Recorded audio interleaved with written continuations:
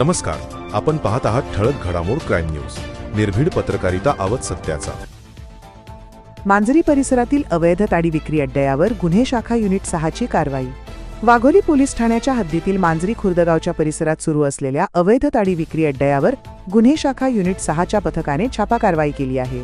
ही कारवाई मांजरी खुर्द गावच्या हद्दीत हनुमान मंदिर जवळ पत्र्याच्या शेडमध्ये बुधवार दिनांक 20 ऑगस्ट रोजी करण्यात आली आहे. या कारवाईत इरन्ना मोनाप्पा कंबार वय 45 वर्षे राहणार मांजरी खुर्द तालुका हवेली याला ताब्यात घेऊन त्याच्याकडून 12,590 रुपयांचा मुद्देमाल पोलिसांनी जप्त केला आहे.